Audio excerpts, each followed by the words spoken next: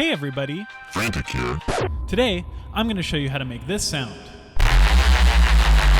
It's a heavy reese bass that I use in a lot of my tunes, and it's super easy to make.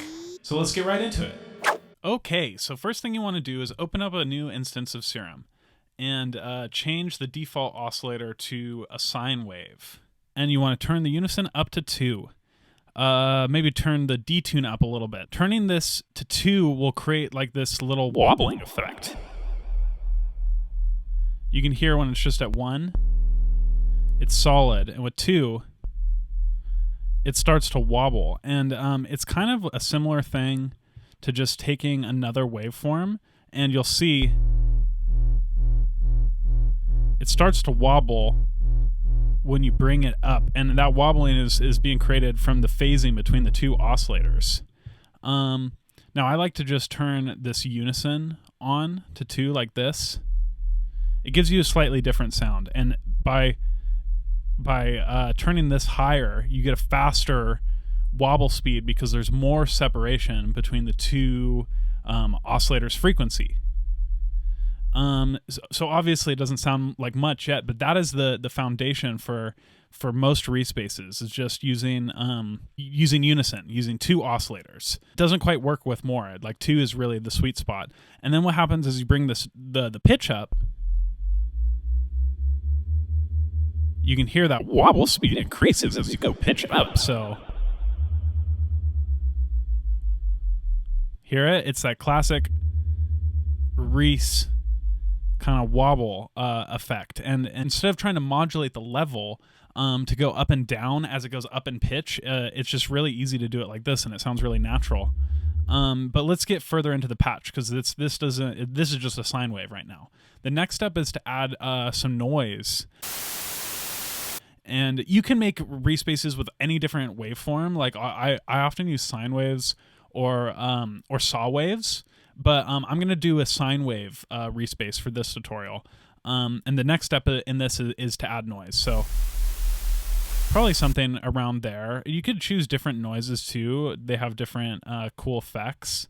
Like, which ones do I actually like? I like the organics. There's some cool ones in here. Let's just try that. Next step is to add distortion and just totally drive, like turn the drive all the way. You can hear that starts to really crush it, and the noise, you can kind of hear that more. But what it does is it kind of takes away the wobble a little bit, and now it's no longer wobbling. There's a few different ways that you can reintroduce that wobble. The reese I'm doing today, I do it with Ableton effects after Serum, but I'll just show you real quick, kind of, if you just turn this width down like this, it gives you that wobble back. But it makes it totally mono, which can be really cool. Like you can make a reese like this, and put the width down to 0, and get that here, and then add stereo effects later in your chain. But this reese is a little different. I'm going to do it a little bit differently. But you can make really good reeses like that too. Okay, so the next step is just a little bit of EQ, just to add in some formants a little bit. And this is really subtle, honestly. You don't want to be like really intense. Just add a little bit of formatting. Honestly, it probably doesn't really need to be there, but I think it sounds good. Doesn't sound bad. So, Next step is to just add a bunch of OTT. We want probably 2 OTTs at least. And obviously that makes it really quiet. So I'm going to add a saturator just to boost it again. Okay, something like that. I'm going to now go for some EQ, and I'm going to do like a pretty large bell curve boost at around 100 or 1000 hertz.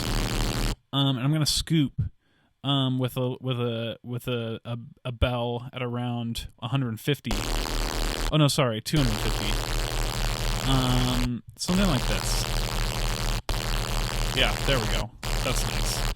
And you can hear it doesn't sound great. Boo! You suck! There's no wobble to it. It's still not wobbling. It's real nice and wide, but there's no wobble. So what you need to do is use this grain delay. And I found like a specific setting that I don't know how it does it, but it just, it adds the wobble back. So I'll just show you right now. If you take the time and bring it down to 1 millisecond, so it's no longer a delay, it's more of like a tonal thing. And you can hear what I mean. Kind of creates this ringing frequency. And we want this at about 95. This ringing frequency doesn't sound good. It's pretty weird. I mean, you could probably make some cool sounds with that, but not what I'm going for right now. But by turning the pitch down -2, I don't know why it really does this, but it gives us our wobble back. And now with just the turn of one knob, we have this pretty cool Reese bass.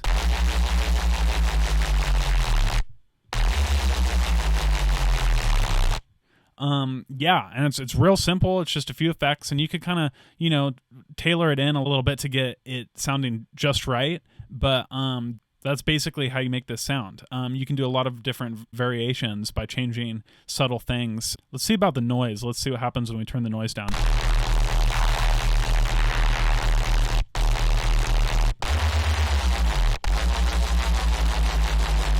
Sounds pretty good right there. Let's see with the different noise. Ooh, I kind of like that one.